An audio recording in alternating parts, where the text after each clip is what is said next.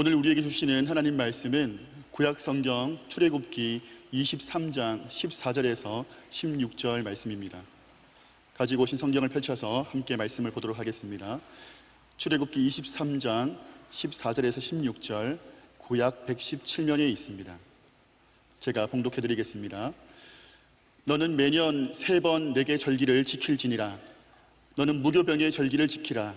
내가 네게 명령한 대로 아비월의 정한 때에 1회 동안 무교병을 먹을지니 이는 그 달에 내가 애굽에서 나왔음이라.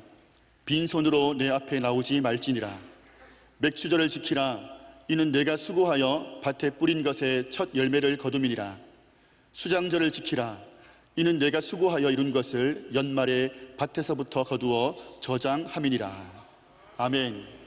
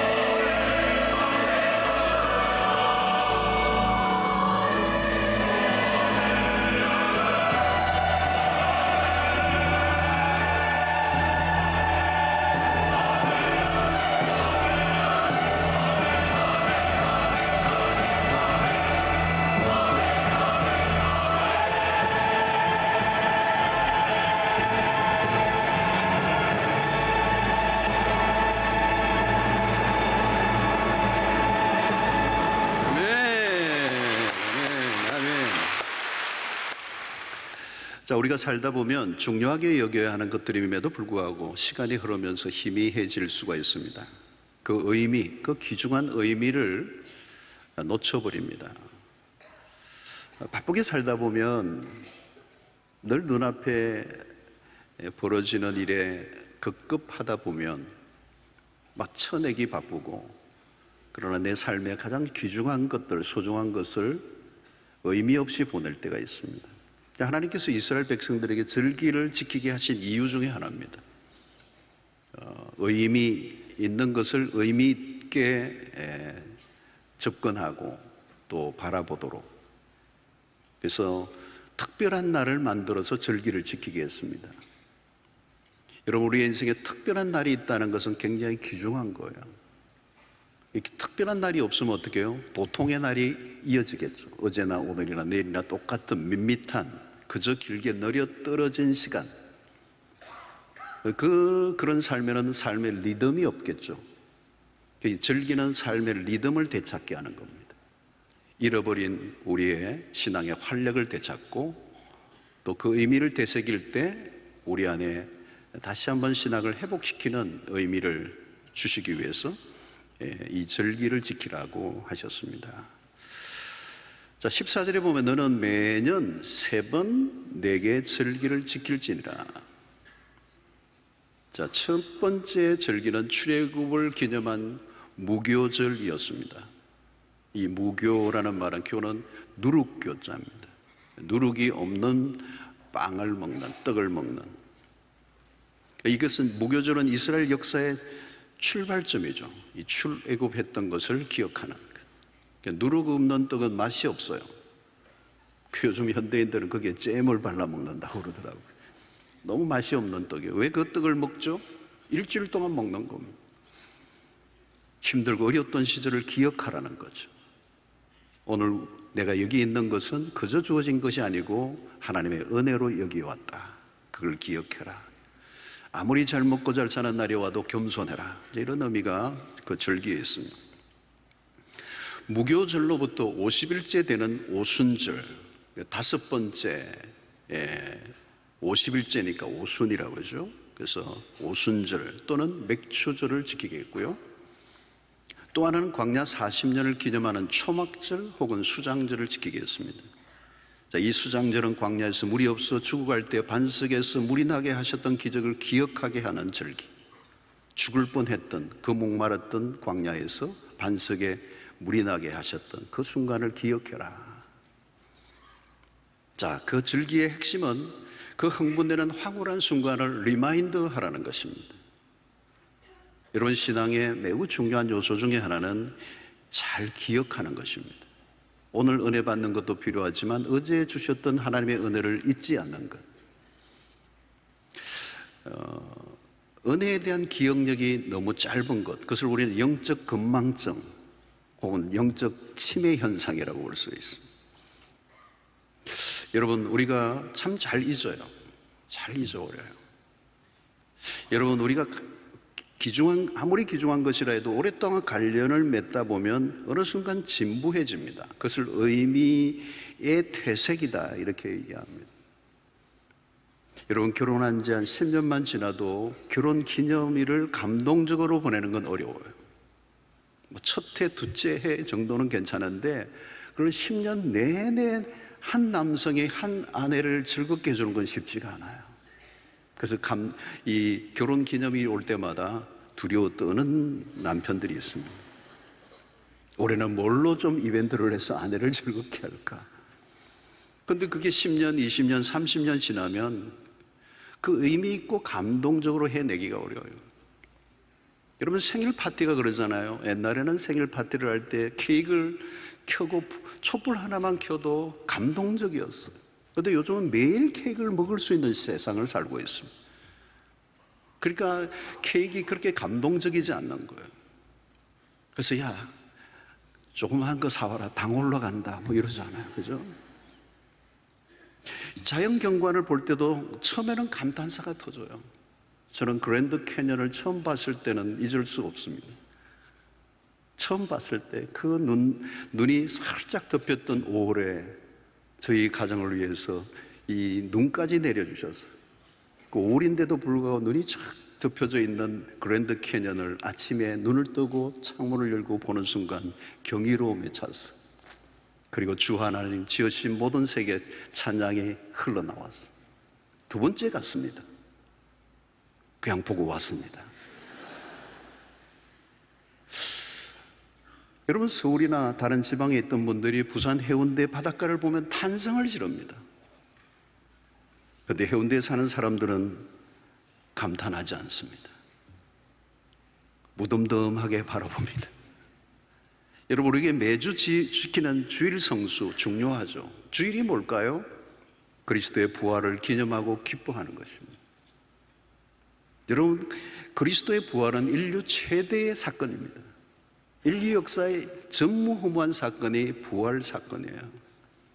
그런데 이 부활을 기뻐하고 기념하는 주일, 그러나 이 주일도 오랫동안 지키다 보면 그 부활에 대한 경이로움은 사라지고 메마른 의식만 남게 되는 겁니다. 여러분, 주일이라는 시간은 다른 날과 구별되는 것입니다. 구약의 안식일, 오늘날의 주일, 이 시간에 신성이 부여된 것입니다. 그것은 일상과 다른 시간을 보내라는 거죠. 그래서 안식일은 단순히 쉼이 아니라 창조를 끝맺는 일. 그래서 안식이 없으면 창조는 미완성이 될 수밖에 없습니다. 그래서 이 안식일을 축제로 누리라는 거죠. 일만 하던 시간과 철저히 구분되는, 그래서 일을 잠시 멈추고 신성한 시간 안으로 들어가 새로운 리듬을 회복하는 시간. 그래서 이 예배를 드리는 시간에 우리가 누구인지, 무엇을 위해 사는지, 누구를 섬겨야 하는지를 확인하는 거예요. 그래서 시간이 그냥 무의미하게 흘러가도록 내버려 두지 않고 일시적으로 멈추어 쉼을 경험하며 일주일 단위로 하나님을 예배하며 무미건조하고 무료한 신앙의 활력을 불어넣는 영적 리듬을 되찾도록 일주일 단위로 우리는 주일날 예배를 드리는 것입니다. 자, 오늘은 맥추절로 지키는데 이 맥추절은 우리가 지키는 절기들 가운데 약간 비껴나 있는 것 같습니다. 추수감사절이나 성탄절이나 부활절기에 비해 덜 강조되죠. 맥추절은 77절로도 소개합니다. 7749 오순과 같은 거죠. 그래서 신약에서 헬라어로 펜타코스테, 이 오순절로 불려집니다. 초실절은 보리와 밀추수에 시작하는 날이고 그 날로부터 50일째 되는 날이 오순절 또는 맥추절이라 부릅니다. 자, 이 날은 새로 추수한 것을 하나님에게 소재로 드립니다. 그리고 밀추수를 마치고 즐거운 마음으로 예배를 드리고 하나님이 주신 수확에 대한 기쁨을 누리는 날이죠. 그래서 이 절기 동안에는 공동체 전체가 함께 이스라엘의 공동체가 잔치를 벌입니다. 자, 하나님은 절기를 반드시 지키도록 명령하신 이유가 있습니다. 이스라엘 백성들이 들어갈 가나안 땅은 농경 문화입니다. 그 농경 문화 속에 뿌리를 내리고 있는 바알 종교, 그 바알 종교는 풍요의 신을 말합니다. 당연히 그들이 얻은 수확의 기쁨을 바알이라고 하는 신에게로 돌렸습니다. 이런 문화 속에 이스라엘 백성들은 수확의 열매를 하나님에게 돌리도록 한 것입니다. 이 맥추절 제사에 하는 의식이 있습니다. 새 밀가루에 누룩을 넣어서 유교병 2개를 소재로 바쳤습니다. 6월절에는 무교병을 먹었는데 맥추절에는 유교병을 먹었습니다. 자, 이 유교병을 먹는 이유는 추수의 시기를 보내고 이제는 추수한 곡식을 먹고 일상으로 돌아가 다시 시작해야 한다는 의미가 담겨 있습니다. 그래서 절기를 지킴과 동시에 일상으로 돌아가라라는 의미가 이 맥추 절기에 있습니다. 특히 이 맥추 절기에서 중요한 것은 사회적 약자들도 함께 이 절기에 즐거움에 참여하게 했습니다. 소외되는 사람이 한 사람도 없도록 한 것이죠. 노예들의 노동은 금지되었고 모든 사람들이 함께 추수의 즐거움을 누리게 했습니다. 이 절기는 바알 종교에 빠져있는, 생산을 강조하는 바알 종교에 빠져있는 가나안 백성들과 구별된 모습을 보이는 날이기도 했습니다. 바알 종교에 빠져있는 사람들은 끊임없는 생산, 더 많은 생산을 추구해야 되기 때문에 약자에 대한 배려나 정의를 구현할 수가 없었습니다. 근데 하나님께 예배하는 이 자들은 그들이 주어진 수확과 그리고 그 모든 노동을 이 절기에서 멈추게 함으로 모든 사람들이 함께 절기를 누리게 했습니다. 자, 맥추절의 백성들은 곡식을 거두게 하신 하나님에 대한 감사를 드립니다. 어떻게 보면 당연한 일처럼 보입니다. 곡식을 거둔 것, 그것에 대한 감사. 자, 그런데 여러분, 농사란 농부가 땀을 흘려야 가능한 일입니다. 그리고 농사를 짓는 분들의 얘기를 들어보면 또 그 삶을 바라보면 농부들은 쉴 시간이 없습니다. 끊임없이 일을 해야 합니다. 자, 그러면 열매를 거둘 때 어떤 생각이 들까요? 내가 힘들게 수고하고 땀을 흘렸던 것에 대한 보상으로 생각할 가능성이 높습니다. 자연의 법칙이 무엇입니까? 심은 것을 거둔다는 원리입니다. 그런데 과연 내가 수고한 대로 열매를 거둘 수 있는가라는 질문을 해야 합니다. 땀을 흘린 대로 거두기도 하지만 현실은 공식대로 돌아가지 않을 때가 많습니다. 수확이라고 하는 것은 인간의 손에 달린 것이 아니라 하나님의 손에 달려 있다는 것. 그래서 내가 거둔 것에 대한 감사를 드린 것은 당연합니다. 그러나 우리가 예상한 대로 거두지 못할 때도 있습니다. 그럴 때라도 감사할 수 있는가를 질문하는 것입니다. 우리가 경험하는, 우리의 인생에서 경험하는 것은 우리가 계획한 대로, 우리가 마음먹은 대로 돌아가지 않는다는 것. 열심히 경작을 했지만 홍수가 나기도 하고 또 가뭄이 있기도 하고 병충해로 인한 피해를 입기도 합니다. 열매를 거두어야 될 결정적인 시기에 변수가 생기기도 합니다. 그러니까 수고하고 땀을 흘린 대로 결과를 얻지 못할 때가 얼마나 많은가 하는 것이죠. 여러분, 우리의 삶이 결코 녹록지 않다는 것을 우리는 늘 경험합니다. 이삭이 흉년된 해에 100배 결실을 거두었습니다라는 그 이야기는 너무도 절실한 가슴에 와닿는 얘기지만 그 일이 나에게도 일어나고 있는가를 물으면 어떤 때는 고개를 흔들 때가 있습니다. 내가 수고한 것에 비해 결실이 적을 때 그럼에도 감사할 수 있는가? 이 절기를 지킬 때 매우 중요한 태도입니다. 풍요를 주신 하나님께 감사를 드리는 것은 쉬워요. 그런데 만약 풍요로울 때만 감사를 한다면 어떤 문제가 생길까요? 바알을 숭배하고자 하는 유혹에 빠질 가능성이 높습니다. 풍요에 초점을 맞추면 우리는 원망불평할 가능성이 많습니다. 여러분, 왜 원망과 불평을 하는 것입니까? 내 마음대로 안 되니까. 내 기대에 못 미칠 때 우리는 원망이 나오는 거예요. 왜 감사보다 원망과 불평이 더 흔한가? 현실 속에서 우리의 계획대로 안 되는 것이 되는 것보다 더 많기 때문에 그렇습니다.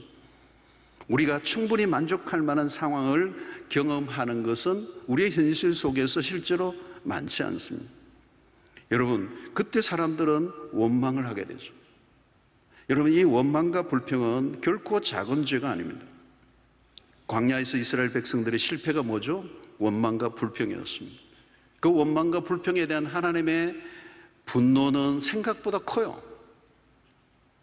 왜요? 하나님은 이 원망과 불평을 불신앙으로 취급하셨습니다.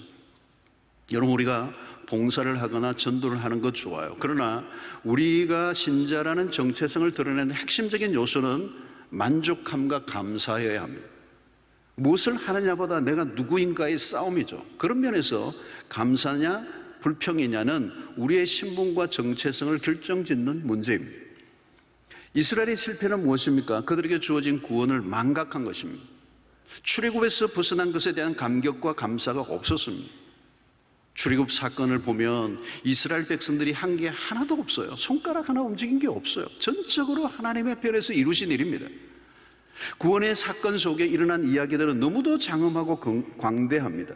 그러나 이스라엘 백성들은 만나와 메추려기밖에 없느냐 원망하는 모습으로 무너집니다.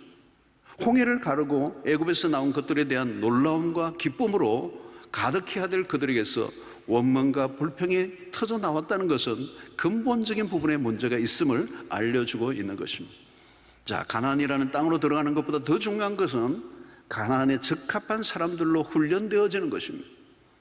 출애굽 이후에 광야를 지나는 동안에 그들의 마음 안에서 원망과 불평들을 제거하는 일이 우선되는 것이었어요. 가나안에 들어가면 못합니까? 여러분, 노예 생활을 할 때와 똑같은 생각과 태도를 가지고 살면 가나안 땅은 의미가 없습니다. 여러분, 새 동네, 새 집으로 이사하면 새 삶이 시작됩니까? 결코 그렇지 않잖아요. 마음 깊숙한 곳에 하나님으로 인한 만족과 기쁨을 누릴 줄 아는 것, 그것이 가나안의 삶이에요. 그럼에도 이스라엘 백성들은 왜 우리를 이런 광야로 데리고 왔느냐? 차라리 애굽으로 돌아가게 해달라고 아우성을 쳤습니다. 그들을 이끌어내신 하나님에 대한 모욕이고 반역이었습니다. 자, 이스라엘 백성들이 이런 모습을 보면서 우리는 어떤 생각이 듭니까? 아니, 어떻게 그럴 수가 있는가? 우리가 이스라엘 백성들을 감히 비난할 수 있을까요? 우리에게도 그런 상황이 주어졌다면 과연 우리는 원망과 불평을 하지 않고 하나님께 감사할 수 있었을까요? 사랑하는 성도 여러분, 현대사회의 감사는 매우 희귀해져 버렸습니다. 바울은 마지막 때의 특징을 이렇게 묘사합니다. 디모데후서 3장 1절로 2절에 너는 이것을 알라. 말세에 고통하는 때가 이르러 사람들이 자기를 사랑하며 돈을 사랑하며 자랑하며 교만하며 비방하며 부모를 거역하며 감사하지 아니하며 거룩하지 아니하며. 말세의 특징입니다. 말세 사람들이 고통하는데요, 그 중에 하나가 뭐냐? 사람들이 자기를 사랑한다는 거. 여러분, 하나님이 없는 세상의 특징이에요. 자아를 사랑하는 거. 에고센트릭, 자아 중심이에요. 나르시시즘에 빠지는 거. 그 다음에 뭐가 나옵니까? 자기를 사랑하며 돈을 사랑하며. 여러분, 돈을 사랑하는 것 역시 자아 사랑의 다른 형태입니다.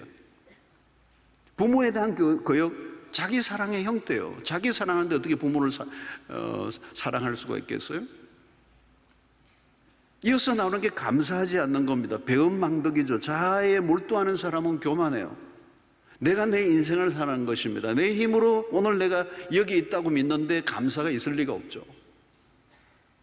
바울은 로마의 그리스도인들에게 동일하게 편지를 쓰면서 세상의 모습을 잘 그려주고 있습니다. 로마서 1장 21절에 하나님을 알되 하나님을 영화롭게도 아니하며 감사하지도 아니하고 오히려 그 생각이 허망하여지며 미련한 마음이 어두워졌나요? 이 부패하고 무너진 사회의 사람들의 뚜렷한 특징이 있는데 두 가지예요. 하나는 창조주를 인정하지 않는 것과 둘째는 감사하지 않는 태도. 이것은 둘이 서로 연결되어 있는 것입니다. 하나님을 하나님으로 인정하지 않는 세상은 자기 잘난 맛에 사는 거잖아요. 그것이 교만이고 자신이 하나님 된 삶이고 자신의 힘으로 살아왔고 자신의 능력으로 살아갈 수 있다고 믿고 있는 사람, 그것이 오늘 로마의 사람들에게 보여준 모습이었어요. 여러분, 우리 시대의 특성은 불만족입니다. 불만족. 이 비교 경쟁이 심한 오늘의 문화 안에 만족은 어려운 거죠. 아무리 올라가도 아무리 돈을 벌어도 아무리 많은 것을 쌓아도 나보다 더 나은 사람이 눈에 띄는, 경쟁심이나 비교의 마음이 사라지기 전에는 만족은 불가능한 것입니다. 오늘날 같이 경쟁하고 비교하는 이 마음의 한가운데는 탐심이 있습니다. 그래서 골로새서는 이 탐심이 곧 우상숭배라고 얘기했어요. 만족하지 못하는 마음 자체가 우상숭배의 모습입니다. 여러분, 하나님으로만 만족하지 못하는 상태, 그게 우상숭배예요. 하나님만으로는 내가 살 수 없습니다. 하나님이 아닌 다른 것에 집착하는 것, 그것이 우상입니다. 그래서 마틴 루터는 무엇이든지 내 마음이 집착하고 의지하는 그것이 곧 내 하나님이다. 왜 우상을 만듭니까? 하나님만으로 만족하거나 감사를 하지 못하기 때문입니다. 여러분, 십계명을 보십시오. 도둑질하지 말라, 거짓말하지 말라, 간음하지 말라, 내 이웃 것을 탐내지 말라. 이 무슨 얘기를 하는 겁니까? 한마디로 하나님이 주신 것으로 만족하라는 거예요. 하나님이 주신 것으로 만족하지 못하니까 남의 것을 빼앗는 거예요. 남의 것을 빼앗기 위해서 거짓말을 하고 간음을 하는 것도 마찬가지예요. 하나님이 주신 것으로 만족하지 못하는 거예요. 그러니까 이 십계명은 한마디로 너 지금의 상태로 만족해라는 것입니다. 현재의 상태에 만족하지 못하면 하나님을 따를 수 없다는 것입니다. 사랑하는 성도는 오늘 우리의 삶을 잘 들여다보십시오. 언제 불평이 일어납니까? 내 마음대로 안 되니까. 문제는 기준이에요. 내가 만든 기준. 왜 하나님이 나에게 이것을 해 주시지 않습니까? 자기의 기준을 가지고 하나님을 몰아가는 거예요. 기도할 때도 마찬가지. 얼마나 그냥 기도를 갈 때도 막 그냥 이를 악물고 하나님에게 그냥 때를 쓰는 거죠. 응답하지 않으면 나 안 내려옵니다. 굶어 죽을 겁니다. 자기의 기준을 세워놓고 기도를 하는 거예요. 하나님의 뜻이 무엇입니까? 하나님이 원하시는 게 뭡니까? 하나님의 기준이 뭡니까? 이게 아니고 내 기준이 따로 있는 거예요. 그러니까 그걸 하나님에게 윽박지르는 거예요. 감사는 뭐예요? 나의 기준이 아니라 하나님의 기준을 받아들이는 거예요. 내가 보기에는 마음에 안 들 수 있어요. 그러나 지금 주어진 상황이야말로 하나님이 나에게 허락하신 가장 적합한 것이라는 것을 받아들이는 거예요. 분명히 내가 보기에는 마땅하지 않아요. 내가 가진 기준에 못 미쳐요. 그죠? 그런 경우가 얼마나 많습니까? 특별히 자녀들일 경우에 그래요. 나의 기준에 못 미치는 거죠. 하나님의 자녀에 대해서 기도한 만큼은 좀 시원하게 응답해 주지 않는 것 같아요. 왜? 모든 부모의 기준이 너무 높은 거예요. 모든 아내들이 남편의 기준이 너무 높은 거예요. 드라마를 보다가 옆에 보니까 아닌 거예요, 기준이. 여러분, 이 비교와 경쟁의 속에서는 우리에게 진정한 만족이 주어지지 않아요. 여러분, 다윗은 자신이 쫓겨다니던 때에 시를 지었어. 그의 많은 시들은 그의 고난의 순간에 지은 시들이에요. 왕이 되어야 할 사람인데 쫓겨다닙니다. 사울은 미친 듯이 자기를 죽이려고 달려듭니다. 13년간 떠돌이로 동굴과 사마를 전전긍긍하며 살았습니다. 다윗은 자신의 삶의 불행의 연속처럼 보였어요. 내가 왕이 되어야 될 사람인데 왕이 되지 않고 왕과 반대되는 길을 걸어가고 있는 것 같은 삶이 펼쳐질 때 다윗은 당황하거나 불평하지 않았어요. 그것을 받아들여요. 그리고 그 시간들을 통하여 더 하나님을 깊이 만납니다. 그래서 시편 18편 2절에 보면 여호와는 나의 반석이시요 나의 요새시요 나의 건지시는 이시요 나의 하나님이시요 내가 그 안에 피할 나의 바위시요 나의 방패시요 나의 구원의 뿌리시요 나의 산성이시로다. 시편 57편 7절에는 주여 내가 만민 중에서 주께 감사하며 문나라 중에서 주를 찬송하리이다. 그의 아름다운 시는 결코 평안할 때 나온 게 아니에요. 절망의 순간에서 만들어진 찬송이요 시였습니다. 여러분, 요셉을 보십시오. 거의 17년간 죽을 고생을 하며 이방의 땅에서 삽니다. 그는 왜 영적으로 보면 형통이라고 할 만한 게 하나도 없어. 그럼에도 요셉은 그의 생에 불평의 흔적을 찾아올 수가 없어. 모세는 어떻습니까? 40년간 광야에서 죽은 자처럼 살았어요. 그러니까 여러분, 감사는 상황의 문제가 아니라 태도의 문제라는 거예요. 바울은 범사에 감사하라. 나의 나된 것은 하나님의 은혜다. 나는 어떤 형편에서도 자족한다.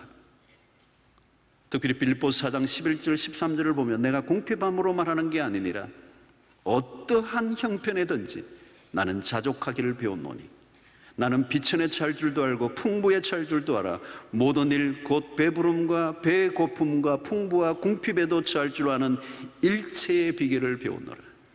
내게 능력 주시는 자 안에서 내가 모든 것을 할 수 있느니라. 여러분, 무엇을 발견합니까? 자신에게 주어진 상황이 무엇이든지 있는 대로 받아들이는 거예요. 상황에 대한 반응이 아니라 하나님에 대한 믿음의 반응. 그래서 감사는 믿음의 행위인 것입니다. 지금 주어진 상황에 대한 감사가 중요합니다. 나에게 주어진 상황이 하나님의 주권 안에 있음을 받아들이는 것. 삶의 주도권을 우리가 가지고 있지 않습니다. 부하게도 하시고 가난하게도 하시는 하나님, 부요하게만 하시는 하나님을 받아들인다면 하나님은 우리에게 적절하지 않은 신입니다. 구하기만 하면 척척 이루어주시는 하나님은 우리가 믿는 하나님과 다른 하나님. 범사에 감사하라. 하나님의 주권에 대한 인정. 바로는 어떤 형편에서도 자족하기를 배웠다. 우리가 살아가는 동안에 불평이 생기는 이유는 내 계획대로 내 마음대로 돌아가지 않기 때문에. 그러나 성경은 내가 세운 계획대로 내 마음대로 돌아가야 형통이라고 말하지 않는다는 거예요. 유명한 G.K. 체스터턴이라는 분이 있습니다. 나의 주된 인생관은 모든 것을 감사함으로 받고 당연한 것으로 여기지 않도록 연습하는 것이다. 그는 이어서 이렇게 얘기합니다. 아이들이 성탄절 아침에 일어나 양말에 들어있는 사탕을 보고 감사할 대상이 있다면 내 두 발을 나의 양말 속으로 집어넣을 수 있게 된 것을 감사할 대상이 없겠느냐. 그는 이렇게 얘기합니다. 모든 당신의 마지막 생각이 모두 감사가 되도록 하라 그랬습니다. 성도 여러분, 감사는 자동적으로 나오지 않습니다. 본성적으로는 원망과 불평이 나오는 게 쉬워요. 그러므로 뭐가 필요하다고요? 연습이 필요하다는 거예요. 훈련을 해야 된다. 의도적으로 훈련을 하고 연습을 해야 돼요. 여러분, 이것은 우리가 감사할 수 있는 이 깨달음이라고 하는 것은 그냥 나오는 게 아니에요. 생각을 해야 하고 그 생각을 깊이 하면 그 생각의 끝에서 감사가 나오는 것입니다. 그러므로 감사는 기억하는 것이고 기억하려고 하면 생각을 해야 되고 생각을 해야 그 생각의 숙성 과정이 거쳐질 때 그 마지막 부분에 주어지는 선물이 깨달음이라고 하는 겁니다. 여러분, 우리의 인생에 감사는 깨달을 때 주어지는 것입니다. 그리고 안타까운 것은 우리의 일생에 늘 불행은 더디 깨닫는 것입니다. 행복이 뭔지 아세요? 조금 이른 깨달음이에요. 저는 여러분들이 날마다 예배드릴 때 말씀을 통하여 이것을 조금 더 일찍 깨달았더라면 그 조금 일찍 깨닫는 그 행복, 그 깨달음이 주시는 축복, 그 깨달음이 주어질 때 우리는 감사가 일어나는 거예요.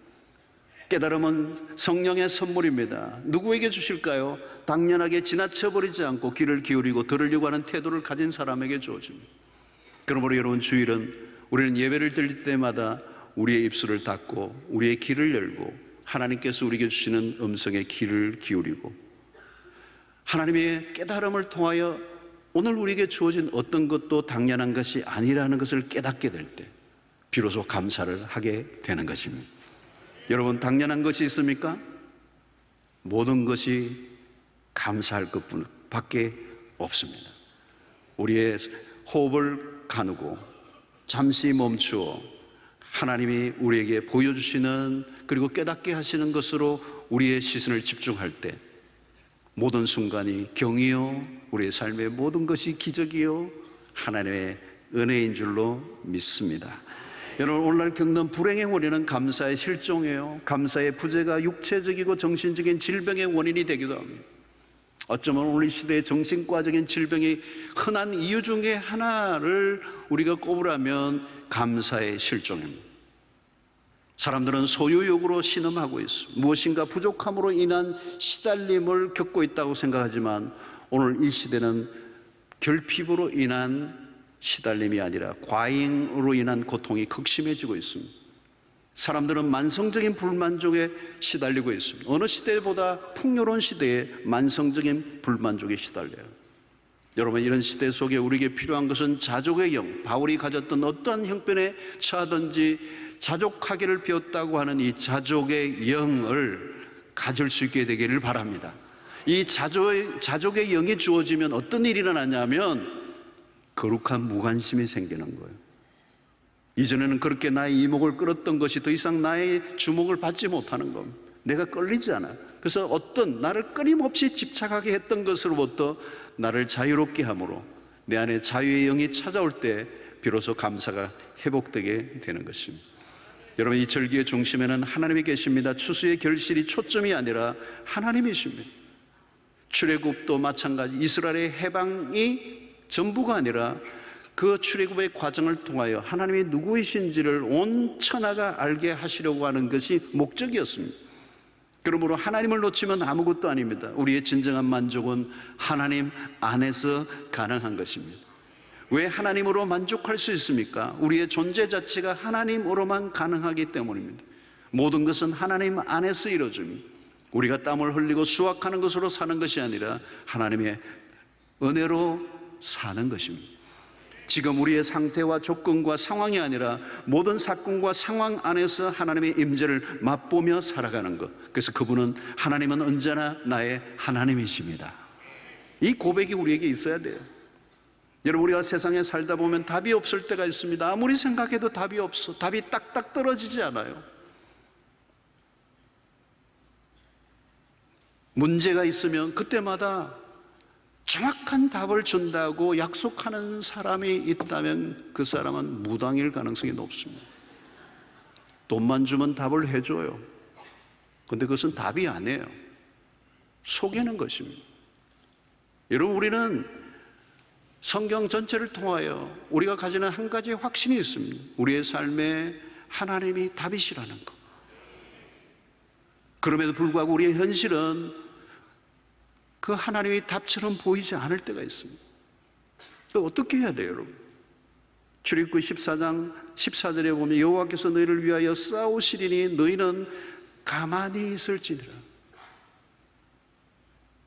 여러분, 이스라엘 백성들이 출애굽 이 홍해 앞에서 그들이 할 수 있는 것은 아무것도 없어요. 그냥 가만히 있으라는 거예요. 내가 너희를 위하여 행하시던 오늘날 구원을 보라는 거예요. 여러분, 신앙생활을 할수록 말이 적어져요. 왜 말이 적어져요?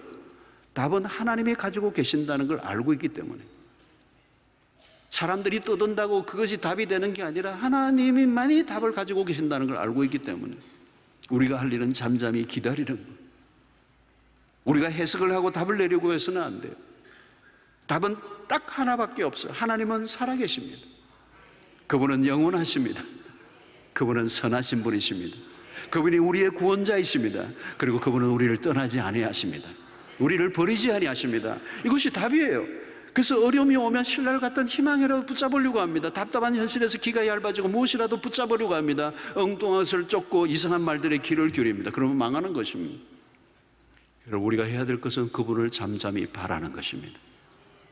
때로는 현실 속에서는 아무것도 답이 없는 것 같지만 하나님이 우리의 하나님이시라는 사실 하나만 믿고 그분을 의지하고 기다리며 잠잠히 바라는 것. 그때 하나님의 때에 하나님의 방법으로 당신이 이루실 것을 기대하는, 그것이 우리의 인생에 주어진 답인 거죠. 하나님이 이곳까지 나를 이끌고 데리고 오셨다는 것을 무엇을 말합니까? 하나님이 우리의 삶의 모든 것을 결정하신다는 것을 받아들이면 되는 거죠. 그 수준까지 가라는 겁니다. 그래서 무교절, 수장절, 맥주절은 모든 곡식을 거두는 것과 곡식을 거두는 것과 연결되어 있습니다. 거두어 드리는 것은 하나님이 하시는 일입니다. 씨를 뿌리는 것은 우리가 해요. 가꾸는 것도 우리가 해요. 그런데 거두어 드리는 것은 하나님이 하시는 거예요. 겸손할 수밖에 없는 이유, 우리의 생각대로 돌아가지 않을 때 감사를 배워야 하는 이유, 우리의 형편과 처지가 아니라 하나님 그분이 누구이신가에 주목하라는 것. 그래서 절기를 지키는 사람들은 기쁨으로 축제를 즐깁니다. 지금 주어진 것들에 대하여 있는 그대로 받아들이는 것. 수확이 많든지 적든지 그 상태와 조건에 따라 일희일비하는 것이 아니라 오늘 주어진 결과와 상관없이 하나님은 여전히 우리의 하나님이 되십니다. 그분을 선하십니다. 그리고 그분을 신뢰하는 것입니다. 여러분, 오늘날 이 세상을 바라보십시오. 우울합니다. 우울한 모드죠. 기쁨이 없습니다. 세상에 진정한 기쁨이 있을까요? 있을 리가 없습니다. 진정으로 기뻐하는 사람을 본 적이 있습니까? 이 세상을 살아가는 우리의 오늘의 현실에 진정한 기쁨과 즐거움은 불가능합니다. 오늘 여러분, 오늘 우리가 스바냐서 때로는 하박국서 끝에 보면 우리가 어떤 것이 없을지라도 여호와로 인하여 즐거워하며 기뻐한다는 고백을 우리는 들을 수가 있습니다. 왜냐하면 단 하나의 이유, 하나님으로 인하여. 얻는 조건과 상황이 아니라 그분으로 인하여 기뻐하고 즐거워한다는 것입니다. 사랑하는 성도 여러분, 오늘 우리의 삶이 때로는 현실에서는 답이 보이지 않지만 때로는 내가 계획한 대로 상황이 돌아가지 않아도 우리가 절망하지 않는 이유는 그 하나님이 우리의 하나님이시기 때문에 그렇습니다. 힘들고 뭔가 잘 안 풀리십니까? 여러분, 그러나 우리에게는 분명한 것이 하나 있어요. 십자가와 부활의 복음입니다. 십자가라고 하는 가장 밑바닥, 그리고 가장 고통스러운 순간을 통과하여 부활의 생명이 이어지게 되는 거죠. 여러분, 십자가로 끝이 나지 않고 부활이 우리에게 주어지는 이 복음을 우리가 믿습니다. 하나님이 이루어내신 위대한 역사, 가장 절망적이고 가장 실패인 것처럼 보이는 그 순간을 지나 가장 영광스러운 부활로 이끌어내시는 하나님, 때로는 약할 때 강함되게 하시는 하나님, 가장 약하게 여겨졌던 바울 사도에게 그 약함을 통하여 하나님의 강함을 드러내시는 일들. 여러분, 이 패러독스, 역설적인 삶을 하나님이 우리에게 말씀하세요. 우리는 가끔 그런 얘기해요. 그런 일이 나에게 없었더라면 얼마나 좋았을까? 내가 그런 일이 일어나지 않았다면 나는 하나님 앞에 감사드릴 수 있었을 텐데. 아니에요, 여러분. 어떤 일이라 할지라도 내 삶에 일어난 일도 그 일은 하나님과 분리된 것이 없어요. 이전에는 문제 때문에 죽을 것 같았는데 이제 하나님을 믿고 나서부터는 문제 때문에, 그 문제 때문에 불행해지기보다는 더 단단해지고 더 미래를 살게 하는 힘을 얻는 기회가 된다는 걸 깨닫습니다. 한 해의 중반을 보내고 남은 한 해를 살아가는 동안에 우리의 삶에 다양한 일들이 일어날 것입니다. 그때마다 우리의 입술에서 모든 것은 하나님의 은혜입니다. 이 모든 것, 은혜의 하나님은 우리를 고통이 없는 세계로 이끌어 가시는 것이 아니라 고통이 넘치는 세상의 한가운데서도 찬양하게 하시고 기쁨을 빼앗기지 않게 하시는 하나님이십니다. 지금 나에게 주어진 것들에 대한 감사와 만족을 하는 게 예배예요. 어떤 경우에도 하나님으로 인하여 기뻐하고 즐거워하겠다는 고백과 찬양이 여러분들의 입술에서 일어나게 되기를 축원합니다. 지금 나의 형편이 잘 풀리고 내가 원하는 대로 돌아가기 때문에 감사하는 것이 아니라 하나님과 함께 맞이하는 일상이기 때문에 감사하다고 표현할 줄 아는 신자들이 되시기를 바랍니다.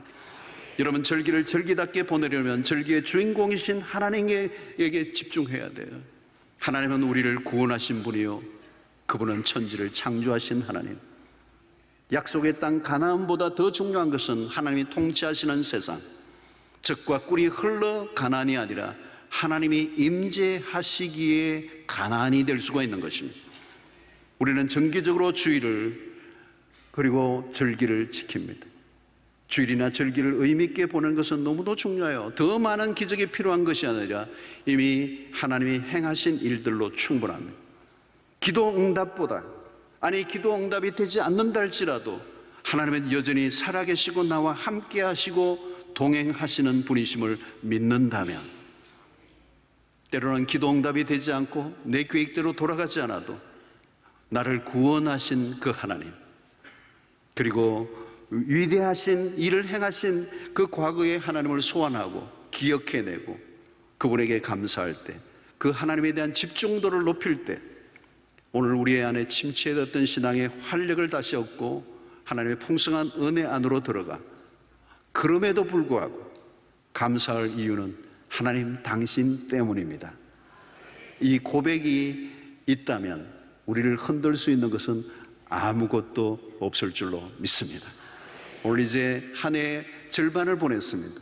이 한 해 또 한 하프를 또 살아가는 이 여정에 우리의 삶에 때로는 설명할 수 없는, 때로는 어려운, 이해할 수 없는, 또 내 계획과 전혀 다른 일들이 펼쳐진다 할지라도 어떠한 형태든지 자족하기를 배우고, 나는 그 일 때문에, 그 열매 때문에, 그 결과 때문에 내가 하나님 앞에 반응하고 감사하는 것이 아니라 나의 삶의 주제는, 내 삶의 초점과 중심은 언제나 하나님 당신이십니다.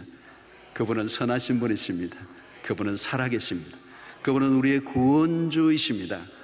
여러분, 이 구원이라고 하는 것은 뭘까요? 우리의 삶의 모든 악으로부터, 그리고 모든 불행으로부터, 우리의 삶의 모든 어려움으로부터 우리를 완벽하게 지켜주신다는 게 구원이라는 단어 안에 들어있는 것입니다.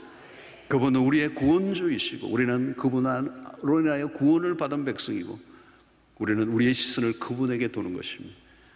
그래서 기도 응답이 되지 않아도 하나님은 살아계십니다.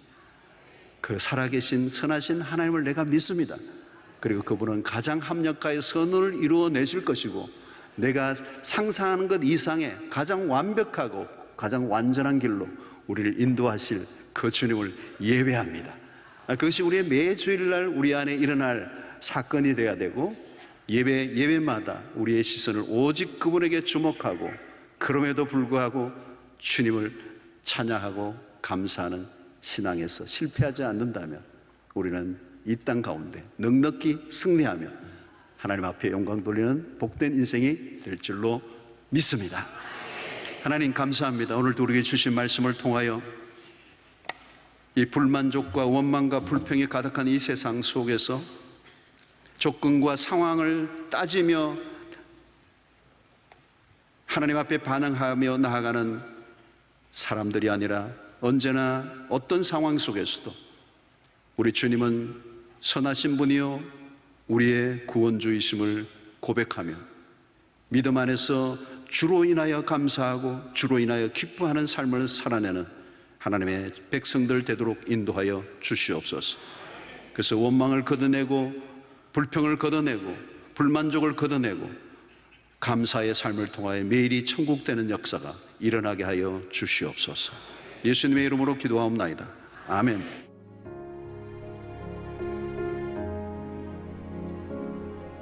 지금은 선교 헌금 시간입니다. 이 예배를 통해 삶 가운데 은혜와 회복이 충만하시길 간절히 기도합니다.